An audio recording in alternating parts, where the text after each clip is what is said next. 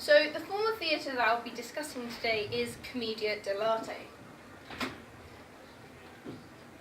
Commedia dell'arte was a form of theatre that was developed around the time of the Italian Renaissance, which most critics believe to be between the 14th and the 17th century. It was famous for its use of exaggerated movements and music, and, in costume, its use of half-masks, which left the mouth free to project to a larger audience. It was considered street theatre when it was developed in the 16th century, and nowadays is considered to be one of the most influential and enduring styles of theatre. Classic comedy is often seen to be indebted to the comic character stock types and physical slapstick developed with Commedia dell'arte. So, the historical context of Commedia dell'arte is very interesting. Actors were often groups of tradesmen and travellers, as Commedia dell'arte was seen as a way of living. Everyone had to be involved, so children would often go out into the audience and collect money until they were old enough to act, and women were allowed to act, and this was one of the first examples of where women were officially allowed to act within a dramatic performance. However, Commedia dell'arte did not start out as this perfected form. It initially started out as a form called Commedia Designi, which had very defining features that Commedia dell'arte still use, such as limited scenery, props and masks, and acrobatics and music. However, Commedia Designi used only Zani-style characters, which were used to reflect the labourers and the poor within the audiences. They were often characterised by masks with long or deformed noses, such as the one in the projection, and the stories often relied on very crude and violent humour. However, troupes realised that the narrative needed to progress to maintain audience appeal. As Commedia dell'arte developed, plays started to be improvised around a loose storyline called a canovaccio. The actors relied on this canovaccio as well as a running order of characters to help the narrative flow. This allowed groups to become very famous for their improvisation skills. Their improvisation skills were only supported by the fact that actors would often choose one character to perfect. Each character had a very distinct repertoire of moves and stances, so by perfecting one character, an actor was more easily able to improvise a scene. So, as I said, we have many stock characters within Commedia dell'arte. We have the Il Magnifico characters, who were introduced to mirror the powerful landowners and the wealthy within the plays. For example, we have a character called Pantalone, who is used to reflect the merchants in the bays of Venice. So his character movements would be wringing hands, and to protect his purse at all times, he would often tuck his hips in and hunch over whilst keeping his hands on his hips. Then we have the Zani-style characters. As I said earlier, Zani-style characters are used to reflect the poor and the labourers within the audiences. So we have Arlechinno, who bends low and always crouches and directs with his hands and feet. Zani-style characters were often paired with an Il Magnifico or an Il Vecchi character, who I'll go on to describe later. So part of Arlecchino's movements was that he would always try and be lower in height than his master to show his lower status. Then we have the Il Vecchi characters. Il Vecchi was seen as the old men, so often characters in the Il Magnifico and the Il Vecchi characters would overlap. So, for example, we have Il Dottore. Il Dottore was considered a charlatan who peddled his wares amongst the audience. He was also a self-proclaimed expert in any subject he chose, whether or not he knew anything about that subject. Part of his movements was that he would lead with his hips and bend backwards due to his portly figure. Finally, we have Il Capitano. Il Capitano is a character type within himself, as he has a very specific set of character movements that doesn't really fit any of the other groups. So Il Capitano was often seen as a stranger from outside of town. He boasted of his victories in various battles, and however, when he went into a dangerous situation within the performance, he would often become cowardly and flee. Part of his movements, especially when he is confident, is that he was very dramatic and often would either lead with his hands or, if he had one, a sword.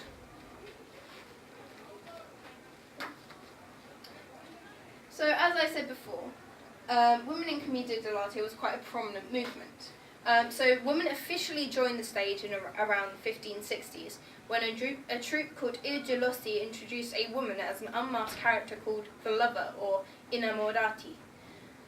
These were soon paired with an unmasked male lover, and these characters would often appear as the children of the Il Vecchio or Il Magnifico characters. These included characters such as Il Dottore and Pantalone. By introducing these characters into the mix, it enabled storylines in Commedia dell'arte to take on new depths and complexities.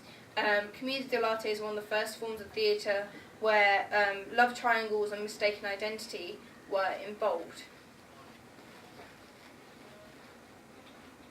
So, as Commedia dell'arte has definitely had an influence over the years in modern media. We've seen it quite a lot in older plays, and as we've moved forward into cult films. So, for example, we have the Shakespearean play Twelfth Night. Many stock character types appear within this play. For example, we have Maria, who is Olivia's maid, playing a Colombina-style character. Colombina was a female servant who used her sexuality to get her own way. Then we have Malvolio, who is seen as an Arlecchino-style character. So he's often like the butt of the joke, or he's always getting things wrong or misinterpreting things, and that's part of his comedy. We also have the use of alazzi, which is a comic element that is used over and over in a play for comedic effect. An example of this would be Malvolio being tricked into wearing a yellow kilt and knee-high socks to impress Olivia. Then we have the dark and twisted play of Sweeney Todd, Demon of Barb Street. So we have many character types within this as well. We have Anthony and Joanna, who are seen as the Innamorati. We have Judge Turpin, seen as a Pantalone-style character due to his fatherly protection over Joanna. We also have Mr. Sweeney Todd and Mrs. Lovett. They're sort of an Arlecchino and Colombina combination. In Commedia dell'arte performances, if these two characters were combined, their love was always doomed. However, in the Sweeney Todd performance, we can see how this is far more twisted due to the fact that it is a dark and gothic play. Finally, we have the cult classic, The Rocky Horror Picture Show. This play was actually built around Commedia dell'arte characters. For example, we have Brad and Janet seen as the very obvious lovers within the play. We have Eddie, the servant, seen as an Arlecchino, as he's always joking around and he's a bit more light-hearted. Then we have Columbia, portraying a Colombina-style character. Then we have Riff Raff, representing a new character called Pulcinella. Pulcinella was a hunchback servant who often helped out more evil masters, and he would use that to further the intent of the play. And finally, we have the ever-infamous Dr. Frank Inverter. He was definitely a mix between Pantalone and Il Capitano.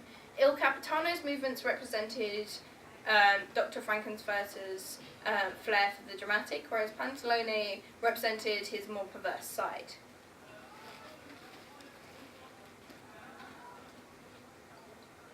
So the two characters that I'll be focusing on as I move into my moment are Il Dottore and Arlecchino. Il Dottore and Arlecchino were quite a classic combination in Commedia dell'arte performances. So the movements of these characters are very different though. So with Il Dottore, he often slouches back and leads with his stomach. He also often keeps his hands by his hips except for very declarative or decisive statements. As you can see in the photo, he is pointing, obviously demonstrating that he has made one of these statements. On the other hand, we have Arlecchino. So Arlecchino, being a Zani-style character, will always stay lower than Il Dottore. He also uses very jumpy movements, leading with the legs, and part of his comedy is that he's indecisive or that he misinterprets instructions given to him by his masters. So the moment I've decided to use is a line from A Servant of Two Masters by Truffaldino.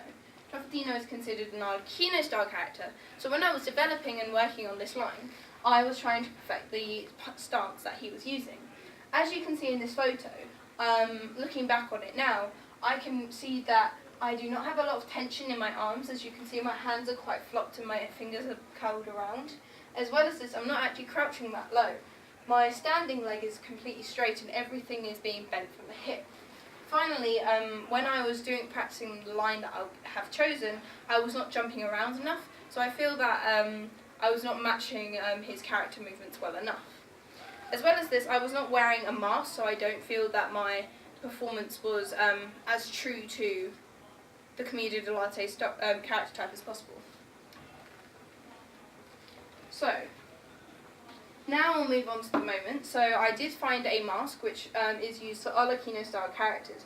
We can see that he uses a deformed nose, and that is part of his mask type.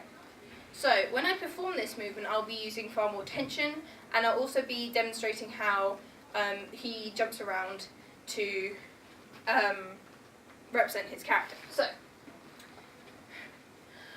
oh, I'm in deep trouble. Two masters both late for dinner, but just you wait. They'll both stroll in at the same time, and I'll have to struggle to keep up appearances as well as wait table. So, as you can see in that performance, I was far more used far more tension within my movements, as well as demonstrated how, as he struggles with decisions, he jumps around. So the effect on me as a learner has been quite pronounced throughout learning Commedia Dell'arte. I found that the experience was incredibly interesting.